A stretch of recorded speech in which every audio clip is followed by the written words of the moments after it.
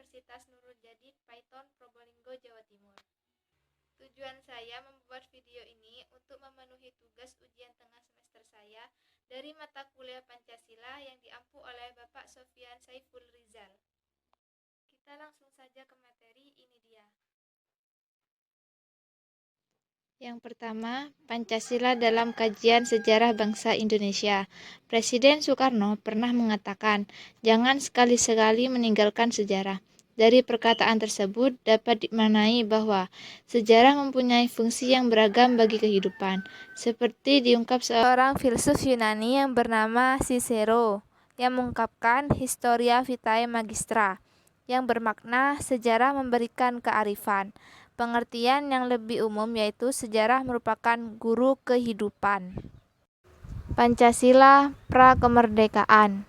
Pada sidang pertama BPUPKI yang dilaksanakan dari tanggal 29 Mei sampai 1 Juni 1945, tampil berturut-turut untuk berpidato menyampaikan usulannya tentang dasar negara.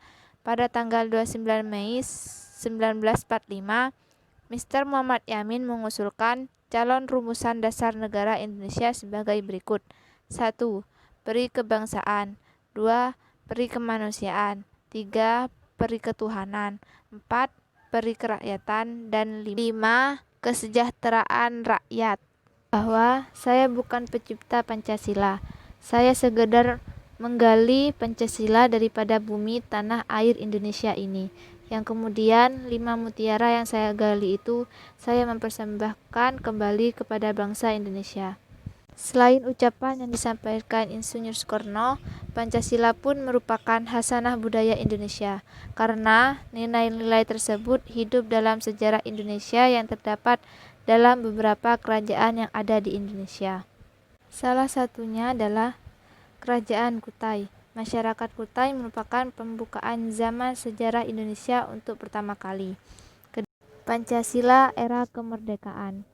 Pada tanggal 6 Agustus 1945, bom atom dijatuhkan di kota Hiroshima oleh Amerika Serikat yang mulai menurunkan moral semangat tentara Jepang.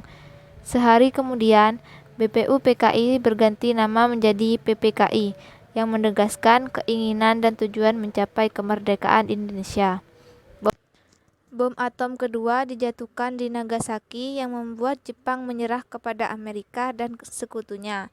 Peristiwa ini pun dimanfaatkan oleh Indonesia untuk memproklamasikan kemerdekaannya. Pancasila era Orde Lama. Terdapat dua pandangan besar terhadap dasar negara yang berpengaruh terhadap munculnya dekret presiden. Pandangan tersebut yaitu mereka yang memenuhi anjuran presiden atau pemerintah untuk kembali ke Undang-Undang Dasar 1945 dengan Pancasila sebagaimana dirumuskan dalam Piagam Jakarta sebagai dasar negara.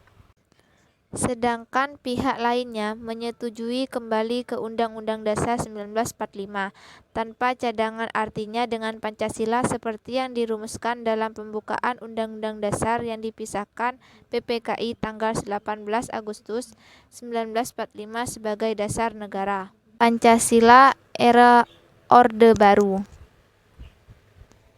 Pada peringatan hari lahir Pancasila 1 Juni 1967, Presiden Soeharto mengatakan, Pancasila makin banyak mengalami ujian zaman dan makin bulat tekad kita mempertahankan Pancasila. Selain itu, Presiden Soeharto juga mengatakan, Pancasila sama sekali bukan sekedar semboyan untuk dikumandangkan. Pancasila bukan dasar falsafah negara yang sekedar dikeramatkan dalam naskah UUD, melainkan Pancasila harus diamalkan. Pancasila era reformasi. Pancasila yang seharusnya sebagai nilai dasar moral etik bagi negara dan aparat pelaksanaan negara, dalam kenyataannya digunakan sebagai alat legitimasi politik. Pancasila pada era reformasi ini pada awalnya memang tidak nampak suatu dampak negatif yang berarti. Namun semakin hari dampaknya makin terasa dan berdampak sangat fatal terhadap kehidupan berbangsa dan bernegara Indonesia. Kesimpulannya adalah Pancasila merupakan falsafah dan dasar negara Republik Indonesia sebagai pedoman bagi segala kehidupan bermasyarakat, berbangsa, dan bernegara bagi seluruh rakyat Indonesia. Pancasila terdiri atas 5 sila yang mengandung nilai-nilai di dalamnya. Nilai-nilai tersebut diwujudkan sebagai pengamalan dalam kehidupan masyarakat. Demikian presentasi yang telah saya sampaikan, kurang lebihnya mohon maaf. Wassalamualaikum warahmatullahi wabarakatuh.